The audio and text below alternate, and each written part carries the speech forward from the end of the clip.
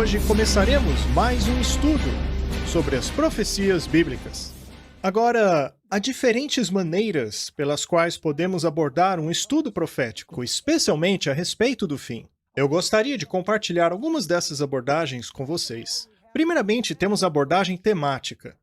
Como estudamos as profecias bíblicas com esta abordagem? Bem, se lermos o livro Eventos Finais, escrito por Ellen White, percebemos que cada capítulo trata de eventos sucessivos em relação às profecias do tempo do fim bíblicas. Portanto, o que fizeram no livro foi selecionar entre os escritos de Ellen White temas proféticos específicos e colocá-los em ordem cronológica. Nós podemos fazer a mesma coisa com a Bíblia. Podemos pegar textos de lugares diferentes ao longo de toda a Bíblia e sequenciá-los em ordem cronológica, conforme esses eventos ocorrerão no fim dos tempos. Uma outra maneira de se estudar as profecias da Bíblia é comparar o livro de Gênesis com o livro de Apocalipse. Eu fiz uma série chamada Desvendando Gênesis. Nela, eu mostrei que as histórias de Gênesis não são apenas histórias, são também profecias. Por exemplo, Jesus disse, conforme era nos dias de Noé, também será nos dias da vinda do Filho do Homem. Ele também disse, assim como era nos dias de Ló, também será antes da vinda do Filho do Homem. Gênesis capítulo 3, verso 15, se desenvolve por toda a Bíblia e atinge o seu ápice em Apocalipse capítulo 12. Também temos a história de Caim e Abel. Essa história mostra, em uma miniatura, as questões que envolvem o grande conflito. E quais são elas? É a obediência e a adoração da maneira como Deus ordenou. Outra maneira de se estudar as profecias é através do livro de Daniel e Apocalipse, mas o problema é que nenhum destes livros está em ordem cronológica, o que quer dizer que precisamos estudar essas profecias procurando entender aonde os eventos se encaixam ao longo da história. Por exemplo, Daniel capítulo 2 é repetido no capítulo 7, que é repetido em Daniel 8 e 9, até que tenhamos o desfecho nos capítulos 10 ao 12. Portanto, não é uma questão de começar em Daniel capítulo 1, verso 1 e ir até Daniel 12, verso 13, achando que os eventos estão cronologicamente ordenados. O livro de Apocalipse é ainda mais complicado, pois neste livro temos flashbacks, uma hora voltamos na história, outra hora avançamos. Portanto, um dos elementos chaves ao lermos o livro do Apocalipse é decifrar a sua estrutura literária.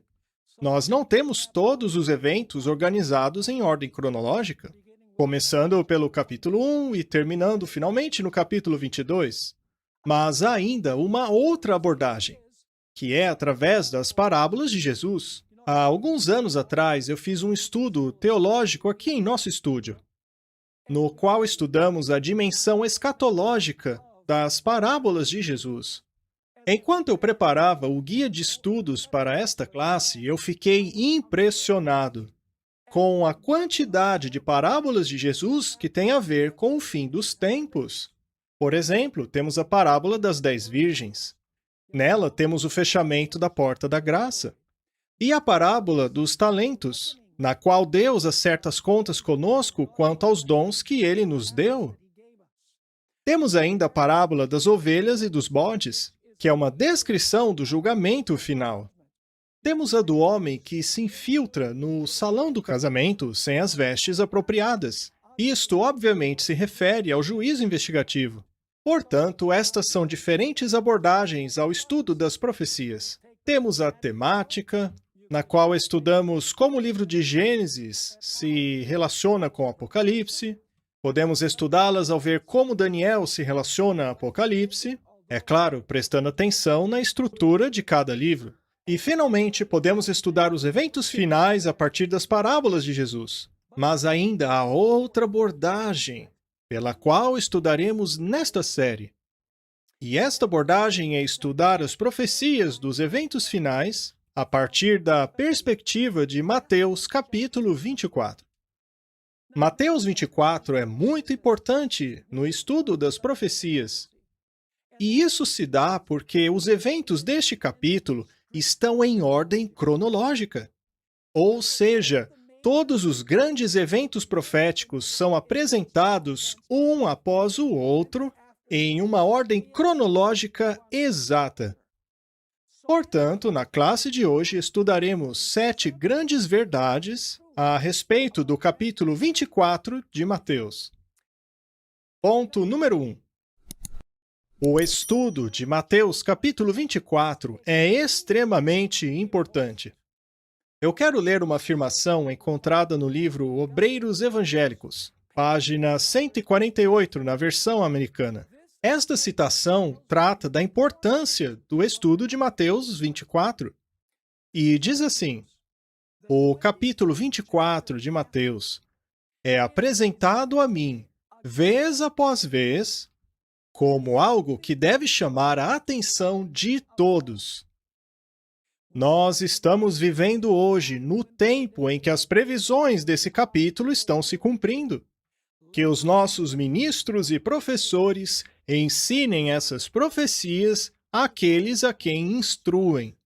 Que deixem de lado os seus discursos de menor consequência e apresentem as verdades que decidirão o destino das almas. Quais são os principais pontos encontrados nesta citação? O primeiro é que foi apresentado a ela, vez após vez, que Mateus 24 deveria ser estudado. Ela também disse que os eventos de Mateus capítulo 24 estão se cumprindo agora mesmo. Ela então aconselha os ministros e professores a explicarem estas profecias àqueles a quem ensinam. Ela também instruiu aos professores e ministros a colocarem de lado assuntos de menor consequência, uma vez que deveriam se dedicar a assuntos que tenham a ver com o destino das almas. E é claro, ela se refere a Mateus 24. Este capítulo tem alguma coisa que ver com o destino final das almas. Este é o primeiro ponto. O estudo e ensino de Mateus 24 é de vital importância, uma questão de vida ou morte. O segundo ponto que quero tratar aqui, a segunda verdade a respeito de Mateus 24, é que este capítulo, a princípio, não foi escrito para pessoas seculares, a fim de mostrá-las que os sinais dos tempos indicam que a vinda de Jesus está próxima. O seu propósito não é mostrar para os descrentes que os eventos no mundo político, social e econômico estão indicando que o fim está próximo e que Jesus está prestes a voltar. Mas veja, não me entenda mal.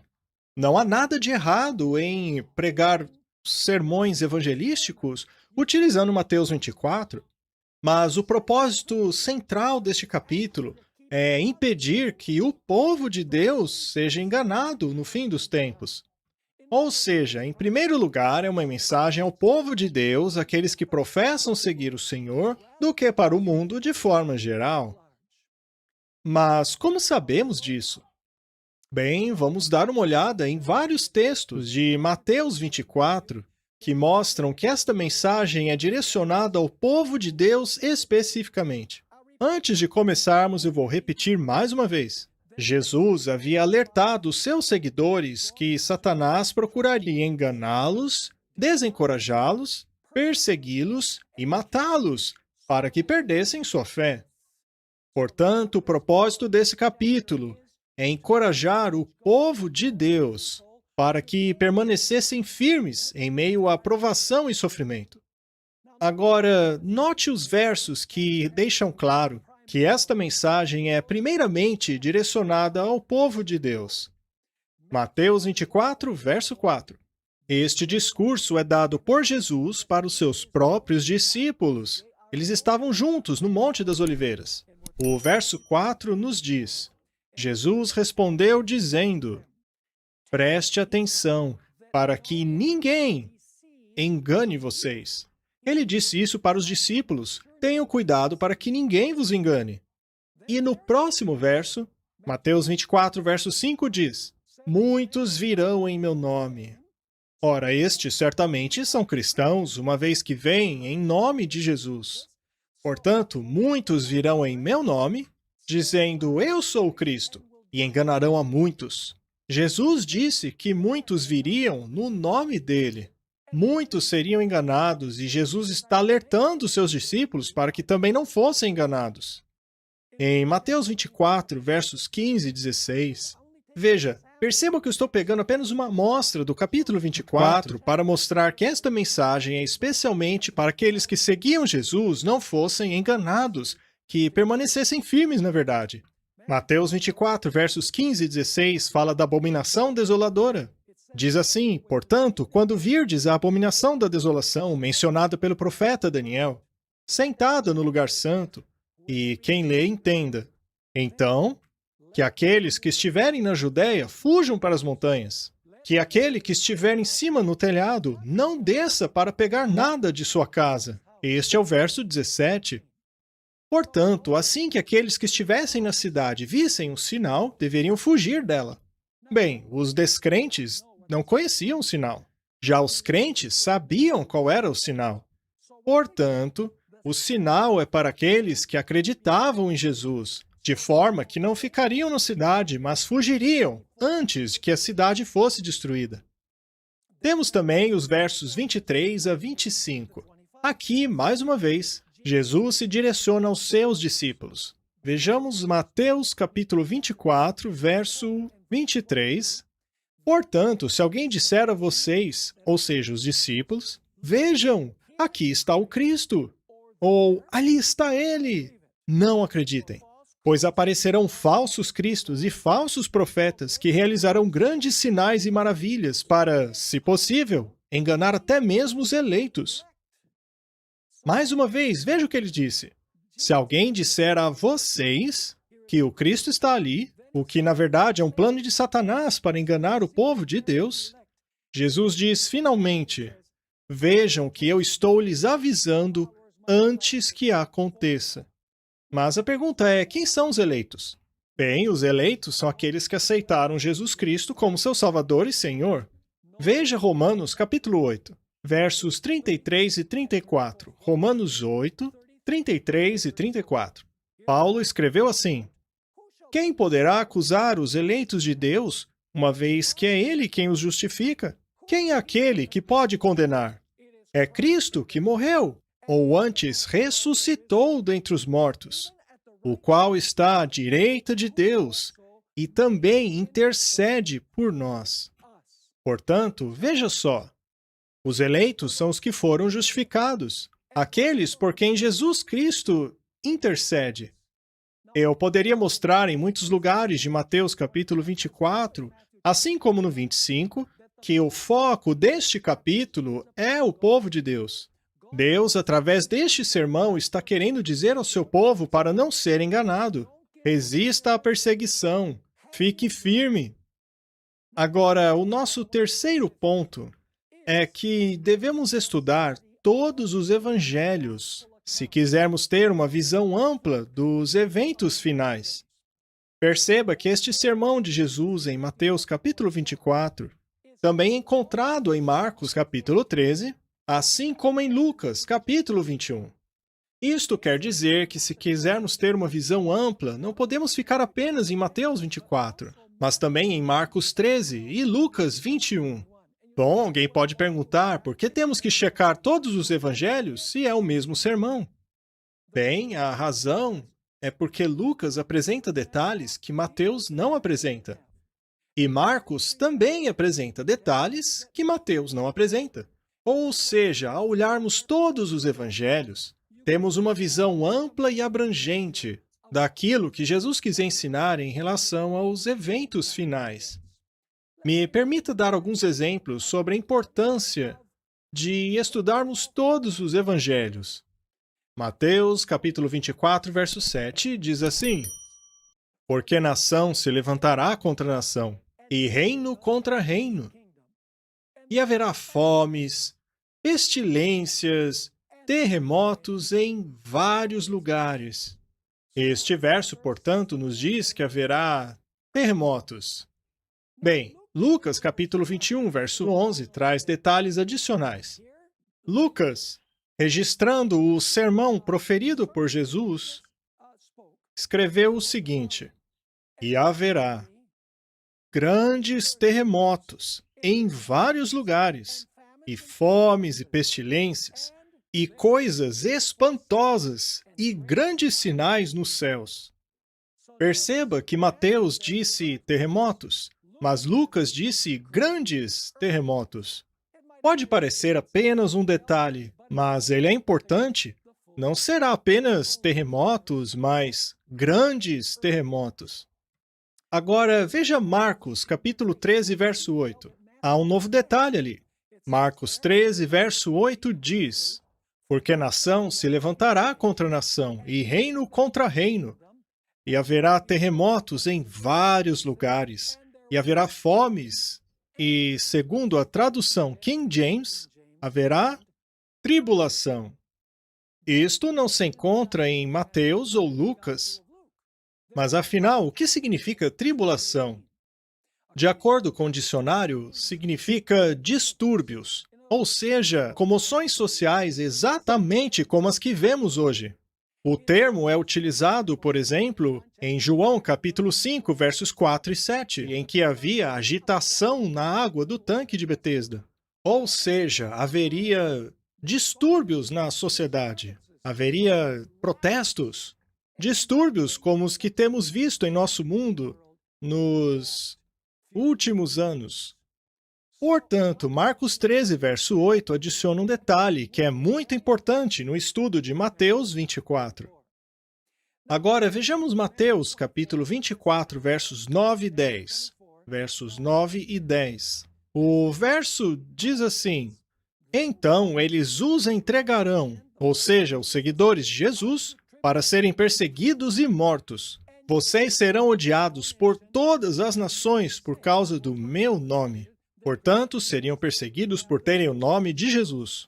O verso 10 segue: E muitos serão ofendidos, e trairão uns aos outros, e odiarão uns aos outros. Portanto, estes dois versos de Mateus capítulo 24 falam sobre tribulação, alguns tentarão matar os fiéis, estes serão odiados por todo mundo por causa do nome de Jesus. E também é dito que muitos se ofenderão naquele tempo, traindo e odiando uns aos outros. Mas Mateus 24, versos 9 e 10, não diz quem é que vai odiar quem. É por isso que nos ajudará darmos uma olhada em um verso paralelo em Marcos 13, versos 11 a 13. Lucas nos dá muito mais detalhes, assim como Marcos. Vamos dar uma olhada em Marcos, capítulo 13, versos 11 a 13. Mas quando os prenderem e os traírem, não fiquem preocupados com aquilo que vão dizer. Digam tão somente o que lhes for dado naquela hora, pois não serão vocês que estarão falando, mas o Espírito Santo. Percebam, portanto, que quando o povo de Deus for traído e preso, serão levados diante de líderes políticos, diante de reis, de governadores. E eles terão que dar testemunho do que acreditam, terão que explicar a sua crença. E Cristo nos disse: não se preocupem com o que vão dizer, pois será o Espírito Santo que os dirá o que dizer. Agora, percebam que o verso 12 revela quem odiará quem. Mateus 24 diz apenas que muitos se ofenderão, se odiarão e se trairão.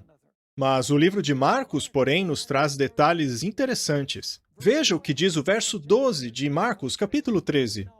Porque um irmão entregará o outro irmão à morte, e o pai entregará o seu filho. E os filhos se voltarão contra os seus próprios pais, e farão com que estes sejam mortos. Vocês serão odiados por todos por causa do meu nome. Mas aquele que perseverar até o fim será salvo. Agora sim, temos detalhes. O povo de Deus não será odiado apenas pelos de fora, mas diz aqui que irmão entregará o outro irmão à morte. Os pais aos filhos, e os filhos se voltarão contra os pais, entregando-os à morte. O Evangelho de Marcos, portanto, nos diz quem odiará quem, enquanto Mateus diz apenas que alguns serão ofendidos, traídos e odiarão uns aos outros. Me permita dar mais um exemplo de Mateus capítulo 24, que mostra quão importante é compararmos com os outros dois evangelhos. Leia Mateus 24, verso 15. Aqui está falando a respeito da abominação da desolação. Lembre-se de que é Jesus quem está falando. Portanto, quando vocês virem a abominação da desolação de que falou o profeta Daniel no lugar santo, preste atenção, a abominação da desolação está no lugar santo. Que aquele que lê, entenda. Marcos descreve um pouquinho diferente. É bem semelhante, mas com um pequeno detalhe. Marcos 13, verso 14, diz assim: Ora, quando virdes a abominação da desolação, que foi predito por Daniel, o profeta. Agora, veja como ele não diz no lugar santo, ele diz no lugar onde não deveria estar. Mateus disse no lugar santo, enquanto Marcos diz no lugar em que não deveria estar. Que o leitor entenda que aqueles que estiverem na Judéia fujam para as montanhas. Agora, Lucas apresenta este tema sob uma luz totalmente diferente. É dito em Lucas capítulo 21, verso 20, Mas quando virdes Jerusalém cercada de exércitos, sabei então que é chegada a sua desolação. Portanto, a abominação da desolação se dá quando exércitos cercarem Jerusalém. Incrível! Portanto, ao compararmos todos os evangelhos, entendemos que a abominação da desolação está no lugar santo, onde não deveria estar, junto ao fato de que Jerusalém estaria cercada por exércitos. É necessário prestar atenção em alguns detalhes em Lucas 21, verso 20. O primeiro deles é que o lugar santo é um lugar fora da cidade. E como sabemos? Bem, porque é dito quando virem Jerusalém cercada por exércitos. Portanto, a abominação da desolação se dá fora dos muros da cidade. Em segundo lugar, percebemos que a abominação da desolação é o cerco a Jerusalém, e não a destruição de Jerusalém. A desolação é a destruição, mas a abominação é algo que pode ser visto antes da destruição. Vamos ao ponto número 4 de nosso estudo inicial sobre Mateus capítulo 24. O quarto ponto é que Mateus capítulo 24 é de duplo cumprimento. Ou seja, essa profecia é de dupla aplicação. Uma delas é na destruição de Jerusalém, enquanto a outra se refere a eventos que acontecerão durante o fim dos tempos. Mas como sabemos disso? Bem, precisamos ir a Mateus 24, versos 1 a 3. Comecemos pelo verso 1. Então Jesus saiu e deixou o templo. Jesus, portanto, pela última vez, deixava o templo. E os seus discípulos vieram a ele a fim de mostrar as construções do templo. O templo era impressionante. Algumas daquelas pedras pesavam entre 50 a 60 toneladas. Era enorme. Os discípulos, então, queriam impressionar Jesus. Mostraram a ele as construções do templo, como se Jesus nunca tivesse visto aquilo antes. Mas, verso 2. Jesus, porém, lhes disse: Vocês estão vendo tudo isso? Em verdade vos digo que não ficará aqui pedra sobre pedra que não seja derrubada. Ora, isso deve ter deixado os discípulos muito surpresos. Devem ter pensado, nenhuma dessas pedras gigantes vai ficar uma sobre a outra? O que ele quer dizer com isso? Eles agora farão a Jesus duas perguntas. Duas perguntas. Leiamos o verso 3. E, estando assentado no Monte das Oliveiras, chegaram-se a ele os seus discípulos em particular, dizendo: Diga-nos, quando acontecerá essas coisas? Ao fazerem essa pergunta, eles estavam se referindo a quê? É claro que se referiam à destruição do templo. Agora, porém, fazem outra pergunta. Essa segunda pergunta também encontrada no verso 3. E que sinal haverá da sua vinda e do fim do mundo? Portanto, eles perguntaram qual é o sinal da destruição do templo E qual será o sinal do fim do mundo e de sua vinda? Os discípulos pensavam que estes eventos ocorreriam ao mesmo tempo, mas Jesus sabia que eles não ocorreriam ao mesmo tempo. Portanto, o que Jesus fez foi usar a destruição de Jerusalém como um símbolo, um tipo, uma ilustração de uma destruição ainda maior que ocorreria no fim do mundo. Eu gostaria agora de ler várias citações, e há várias delas. Eu gostaria de lê-las para fazer um ponto aqui. Nós já percebemos que em Mateus 24, 1 a 3, há duas perguntas. Dois eventos, a destruição de Jerusalém e o fim do mundo. Jesus usará a destruição de Jerusalém como um tipo, como um modelo em escala menor, dos eventos que levarão à destruição do mundo. Ellen White deixa isso muito claro em seus escritos. Eu lerei várias citações. Livro Eventos Finais, página 18. Cristo alertou os seus discípulos sobre a destruição de Jerusalém e sobre os sinais que ocorreriam anteriormente à vinda do Filho do Homem. E então ela cita este detalhe muito importante. A totalidade do capítulo 24 de Mateus é uma profecia concernente aos eventos que precedem esse evento. E que evento? Ela acabou de dizer. Os sinais que ocorreriam antes da vinda do Filho do Homem.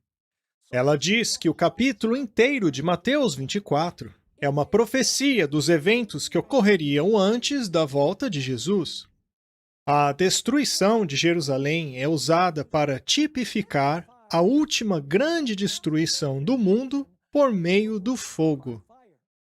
Ela diz, portanto, que a destruição de Jerusalém é um tipo, o tipo de uma destruição ainda maior no fim dos tempos. Portanto, os eventos que ocorreram antes da destruição de Jerusalém são tipos dos eventos que levarão à destruição do mundo. Página 25 do livro O Grande Conflito. A profecia proferida por ele era de duplo significado em seu sentido. Enquanto previa a destruição de Jerusalém, também prefigurava os terrores do último grande dia. Veja que a profecia era de duplo significado. A destruição de Jerusalém prefigurou os terrores do último grande dia. Livro Desejado de Todas as Nações, página 743. Da queda de Jerusalém, os pensamentos de Jesus foram a um julgamento mais amplo. Na destruição da cidade impenitente, ele viu um símbolo da destruição final que viria sobre todo o mundo.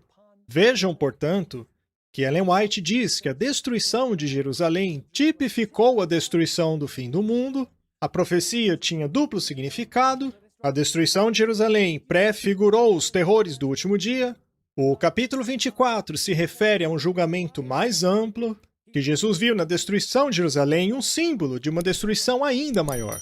Na página 628 de O Desejado de Todas as Nações, vemos uma outra ainda.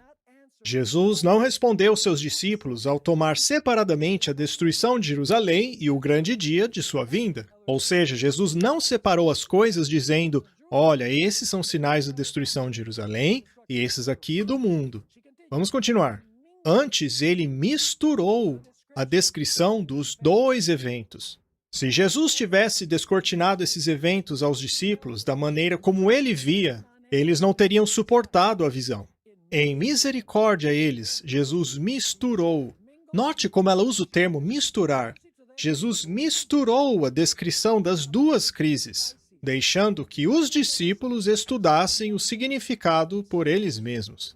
Ao descrever a destruição de Jerusalém, suas palavras proféticas foram além daquele evento.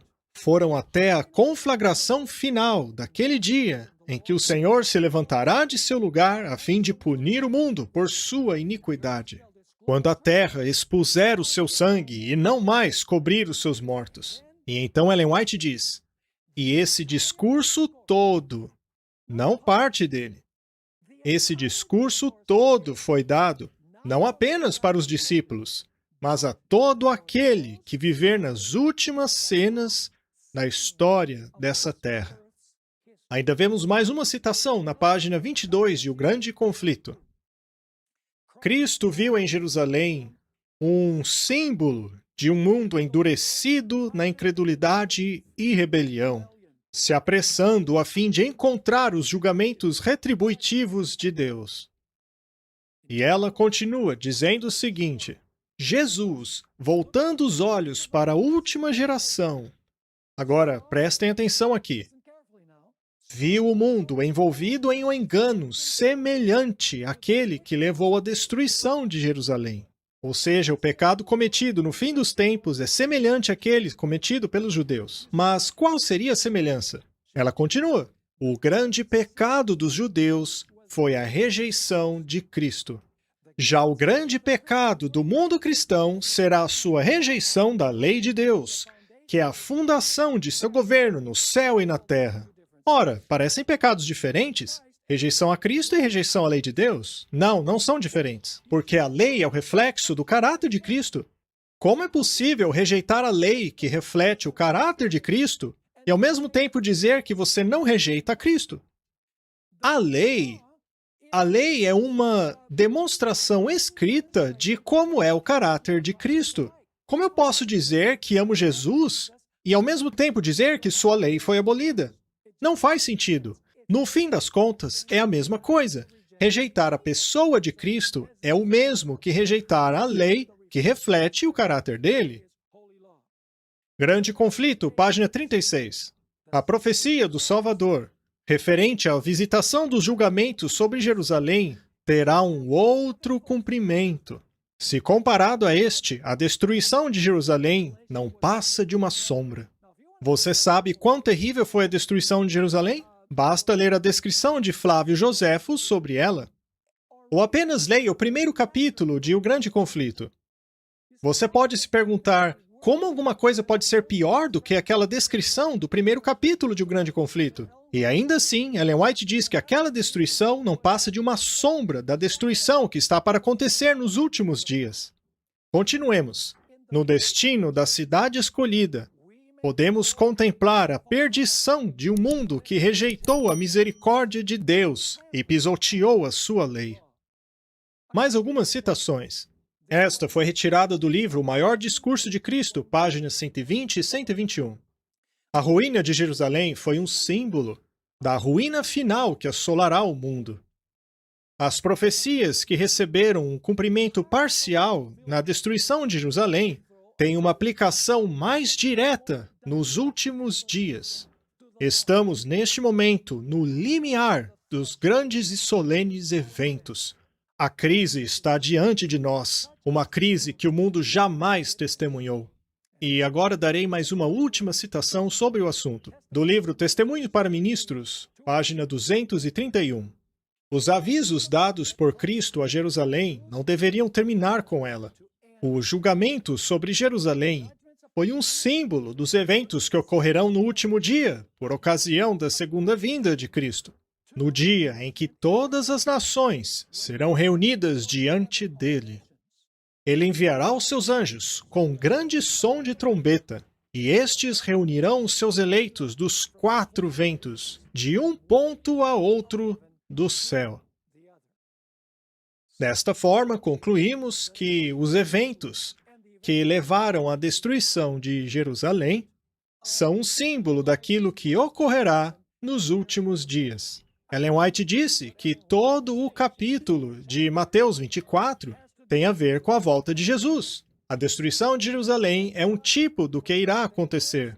A profecia tem um duplo significado. A destruição de Jerusalém prefigurou os terrores do último dia. A destruição de Jerusalém aponta para um julgamento mais amplo. A destruição de Jerusalém é um símbolo da destruição do mundo. Vimos que Jesus misturou a destruição de Jerusalém aos eventos que ocorrerão no fim dos tempos. Também vimos que o discurso inteiro tem a ver com eventos do fim dos tempos, e daí em diante. Portanto, os eventos de Mateus capítulo 24 têm um duplo cumprimento. Ou seja, aponta para a destruição de Jerusalém, ou melhor, dos eventos que levaram à destruição de Jerusalém no ano 70 depois de Cristo, mas também, em uma escala ainda maior, aos eventos que levarão à destruição do mundo. E antes de abordarmos o ponto número 5, vamos rever os pontos que abordamos até agora. Em primeiro lugar, a profecia de Mateus 24 é de importância vital, nós precisamos estudá-la. Em segundo lugar, é uma mensagem direcionada ao povo de Deus. Nós podemos pregar para o mundo inteiro, mas, primariamente, foi direcionado ao povo de Deus, para revelar os sinais da volta de Jesus. O propósito do capítulo é fazer com que o povo de Deus não seja enganado e não desista. Ponto número 3. Precisamos estudar todos os 3 evangelhos juntos. Mateus 24, Marcos 13, Lucas 21. Ponto número 4. Mateus capítulo 24 tem um duplo significado. Finalmente, vamos ao ponto número 5. E este é muito importante. Os eventos de Mateus 24 estão em ordem cronológica precisa. Desta forma, se você quiser saber a ordem dos eventos relacionados ao fim do mundo, basta ler Mateus capítulo 24. É diferente das parábolas de Jesus, pois essas tratam de aspectos específicos. É diferente do que estudar Gênesis e Apocalipse, pois Gênesis trata de elementos diferentes do fim dos tempos. Portanto, é necessário colocar os eventos em ordem cronológica em que ocorrerão. Portanto, o que torna o estudo de Mateus 24 especial é o fato de que o capítulo está em ordem cronológica. Mas você pode perguntar, como sabemos que os eventos de Mateus 24 estão na ordem cronológica? É por causa de várias expressões temporais utilizadas no capítulo. Vamos conhecer várias delas. Na verdade, vamos conhecer todas as expressões temporais do capítulo. Mateus, capítulo 24, verso 6. Vocês ouvirão falar de guerras e rumores de guerras, mas não se assustem, porque é necessário que tudo isso aconteça, mas ainda não é o fim.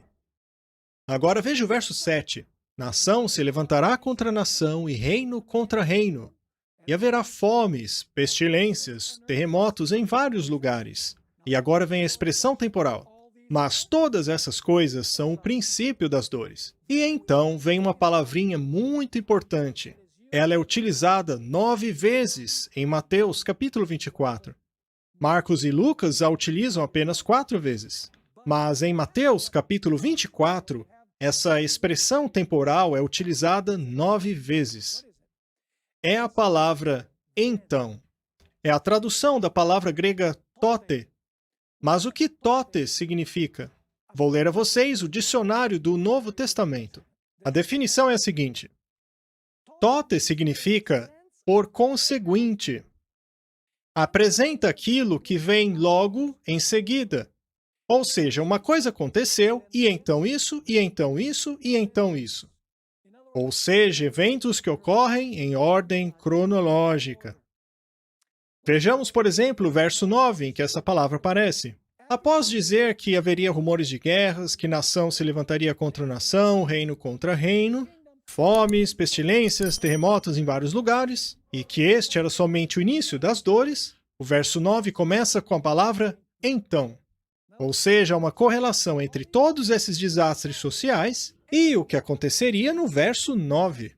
Então, eles os entregarão para serem perseguidos e condenados à morte, e vocês serão odiados por todas as nações por minha causa. E veja a primeira palavra do verso 10. Então, muitos serão ofendidos. Então, muitos se escandalizarão, e trairão uns aos outros, e odiarão uns aos outros. Ou seja, muitos abandonarão a fé como resultado da perseguição. Veja a palavrinha de novo no verso 11. E então, muitos falsos profetas surgirão e enganarão a muitos.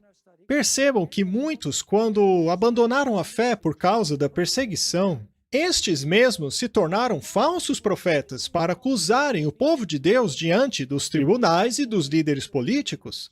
Vejamos outros lugares onde a palavra então aparece. Verso 14. E este evangelho do reino será pregado em todo o mundo, como testemunha a todas as nações, e então virá o fim. Portanto, haverá a pregação do evangelho, e então virá o fim. Veja também o verso 19. A palavra então não aparece, mas há uma outra expressão temporal. Me perdoem, Vamos ao verso 15. Diz assim: Portanto, quando virem a abominação da desolação de quem falou o profeta Daniel no lugar santo, quem lê entenda. Quando a abominação da desolação estiver no lugar santo, então os que estiverem na Judéia fujam para os montes. Perceba mais uma vez a palavra então. A fuga acontece quando o sinal é visto. Se trata de uma ordem cronológica. Agora sim, vamos ao verso 19. Mas ai das grávidas e das que amamentarem naqueles dias. Que dias são esses? São os dias da grande tribulação, quando o povo de Deus fugir. E o verso 21 usa novamente a palavra então. Porque haverá então grande tribulação, como nunca houve desde o princípio do mundo até agora, e nem jamais haverá. Portanto, vejam que temos um sinal para a fuga do povo de Deus, e então temos não apenas a tribulação, que é mencionada no verso 9, mas também a grande tribulação. E eu gostaria de chamar a sua atenção para o verso 21 novamente. Então, haverá grande tribulação, como nunca houve desde o princípio do mundo até agora, e nem jamais haverá. Então, no meio da tribulação, depois que a tribulação começa, depois que o povo de Deus fugiu, é dito lá no verso 23, o seguinte: Então, se alguém lhes disser, veja, aqui está o Cristo, ou ali, não acredite, pois falsos cristos e falsos profetas surgirão com grandes sinais e maravilhas para enganar, se possível, até os eleitos. Ellen White descreve isto como a contrafação da segunda vinda.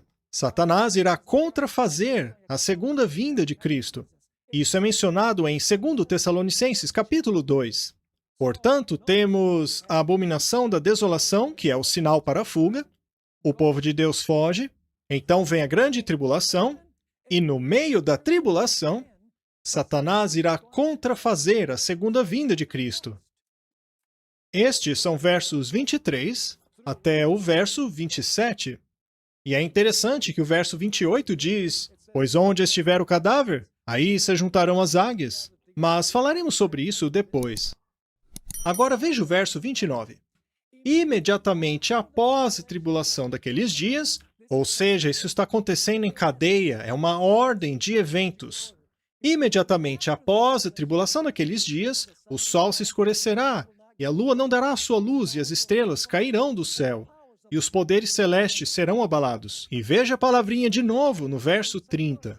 Então aparecerá no céu o sinal do Filho do Homem, e então todas as nações da terra se lamentarão e verão o Filho do Homem vindo nas nuvens do céu com poder e grande glória.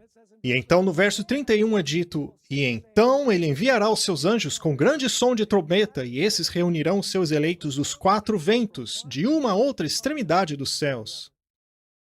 Portanto, fica claro que Mateus 24 apresenta os eventos em uma ordem cronológica.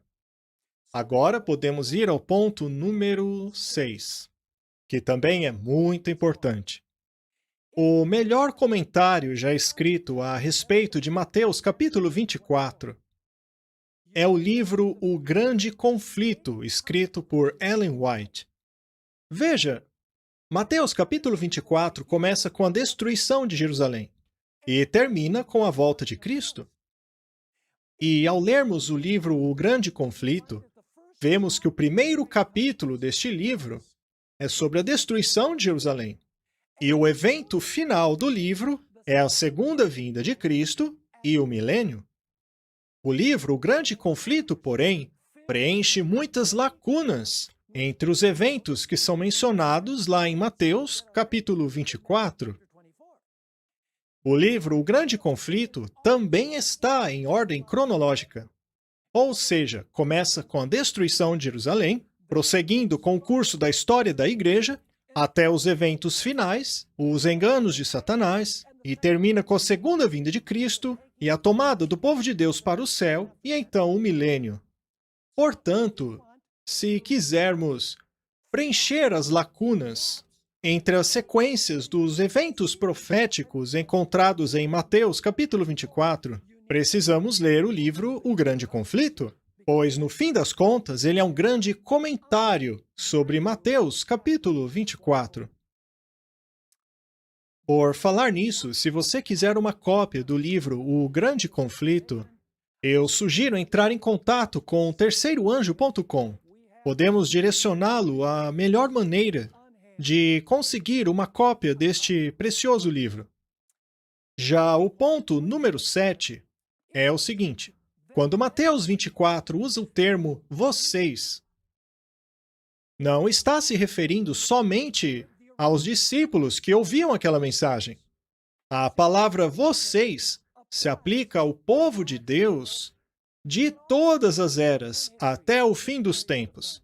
Notem como a palavra vocês é utilizada em Mateus capítulo 24 a todo momento. Verso 4. Cuidado para que ninguém os engane. Verso 6. Vocês ouvirão falar de guerras e rumores de guerras. Verso 9. Então eles os entregarão para serem perseguidos. Verso 15. Quando vocês virem a abominação da desolação. Também temos no verso 20. Orem para que a fuga de vocês não aconteça no inverno nem no sábado. Verso 23. Se então alguém disser a vocês, aqui está o Cristo, não acreditem. Verso 25. Vejam que eu os avisei. Verso 26. Portanto, se disserem a vocês que ele está no deserto. Também temos o verso 33. Diz assim: igualmente, quando vocês virem todas essas coisas, saibam que ele está próximo às portas. Verso 42. Portanto, vigiem, porque vocês não sabem em que dia virá o seu Senhor. E o verso 44. Assim, vocês também precisam estar preparados, pois o Filho do Homem virá numa hora em que vocês menos esperam. A quem a palavra vocês se refere aqui? Se refere apenas aos discípulos e aos eventos que levariam à destruição de Jerusalém, ou se aplica a todos os cristãos de todas as eras? É claro que se aplica a todos os cristãos. O fato de Jesus ter falado diretamente aos seus discípulos não significa que não se aplique também ao povo de Deus no fim dos tempos. Jesus utiliza o termo vocês em muitos outros lugares, e normalmente os cristãos não veem problema em aplicar estes vocês aos cristãos de todas as eras. Mateus capítulo 28, versos 18 a 20. Aqui está a fórmula batismal. Em Mateus 28, versos 18 a 20, diz assim: então Jesus aproximou-se deles e disse: a quem ele está se direcionando? Aos discípulos. Foi-me dada toda a autoridade nos céus e na terra. Portanto, vão e façam discípulos de todas as nações, batizando-os em nome do Pai, do Filho e do Espírito Santo, ensinando-os a obedecer a tudo o que eu lhes ordenei. E eu estarei sempre com vocês até o fim dos tempos. Amém. Será que Jesus deu a grande comissão apenas aos 12 discípulos? Bem, Jesus disse a eles. Ele disse: eu ordeno a vocês. Será que é só para eles, então? Claro que não. Se aplica a todos os cristãos de todas as eras. Veja João capítulo 14, versos 1 a 3. No capítulo anterior, Jesus havia dito aos seus discípulos que ele partiria. Pedro disse que queria ir com ele. Jesus respondeu: Pedro, você não pode ir agora, mas me seguirá depois. Mas ele disse: depois não, quero ir contigo agora. Os discípulos estavam preocupados com a ideia de que Jesus partiria. Eles o amavam, haviam passado 3 anos e meio com ele. Para eles era inconcebível passar sequer 1 minuto sem Jesus. E Jesus sabia disso. Então encontramos em João capítulo 14, versos 1 a 3, esta famosa passagem. Não se perturbe o coração de vocês. Creiam em Deus. Creiam também em mim. Na casa de meu pai há muitas moradas. Se não fosse assim, eu lhes teria dito: eu vou para lhes preparar lugar. E se eu for e lhes preparar lugar, voltarei e os levarei para mim, para que vocês estejam onde eu estiver. Será que somente os 12 discípulos irão para o céu? Claro que não. Nós aplicamos essas promessas a todos os cristãos de todas as eras. Jesus prometeu levar para o céu todo o seu povo, não apenas aqueles a quem ele se dirigiu no começo. Eu darei mais alguns exemplos. João 16, versos 1 e 2. Jesus disse aos seus discípulos: Eu tenho lhes dito tudo isso para que vocês não venham a tropeçar. Vocês serão expulsos das sinagogas. De fato, virá o tempo quando quem os matar pensará que está prestando culto a Deus. Minha pergunta é: estaria Jesus se referindo aqui a apenas os fiéis que existiram nos tempos de Cristo? Será que somente eles seriam expulsos das sinagogas? Ou será que esta passagem também quer dizer que, no fim dos tempos, os fiéis também seriam expulsos das igrejas? Já que hoje não nos reunimos em sinagogas, mas nos reunimos em igrejas. Portanto, é óbvio que estes versos descrevem a perseguição que acontece a todos os cristãos de todas as eras. Jesus fez uma oração ao seu Pai no jardim do Getsêmani. Na verdade, no caminho ao jardim do Getsêmani. E esta oração é encontrada em João, capítulo 17. É a oração intercessora para os seus discípulos. Que todos sejam um, Pai, como tu estás em mim e eu em ti. Mas essa oração não era apenas para os seus discípulos. Pois João, capítulo 17, versos 20 e 21, nos revela que Jesus fez esta oração para todos aqueles que viriam acreditar por causa dos testemunhos de seus discípulos. Está em João 17, versos 20 e 21. Minha oração não é apenas por eles. Rogo também por aqueles que crerão em mim, por meio da mensagem destes, para que todos sejam um, Pai, como tu estás em mim e eu em ti, que eles também estejam em nós, para que o mundo creia que tu me enviaste. Perceba que a oração intercessora de Cristo aplica-se não apenas aos 12 discípulos, não somente a eles, mas também a todos os crentes de todas as eras. Estes, portanto, são os 7 pontos introdutórios do nosso estudo de Mateus, capítulo 24. Nós iremos dar uma olhada em muitas outras coisas. É incrível, ao olharmos a sequência de eventos deste capítulo, nos revela, em detalhes, os grandes eventos que ocorrerão, um após o outro, nos últimos dias.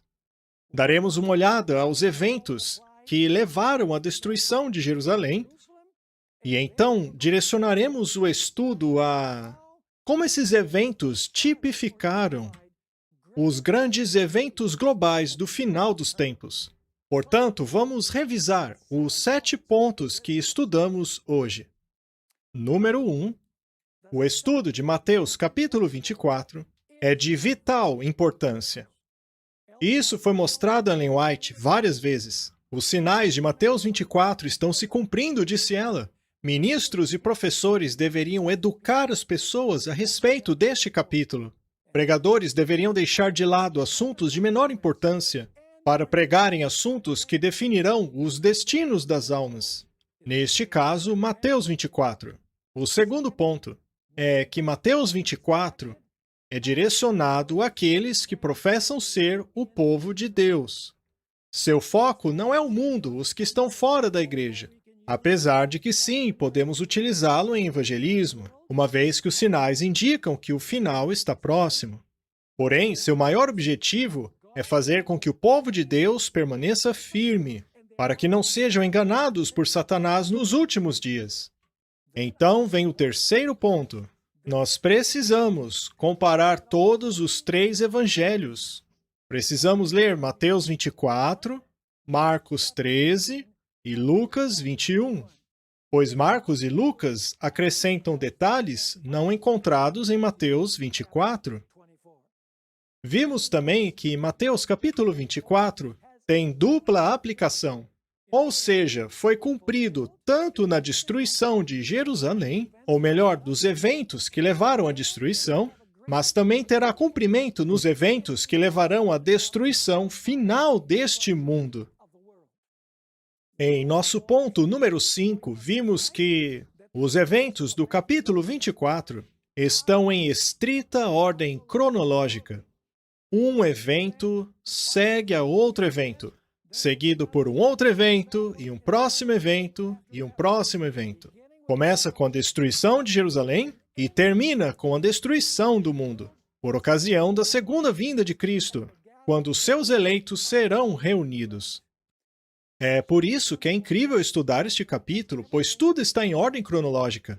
É diferente de estudar as profecias através de outras perspectivas, nas quais precisamos coletar diferentes passagens e ordená-las para termos uma ordem cronológica. Ponto número 6.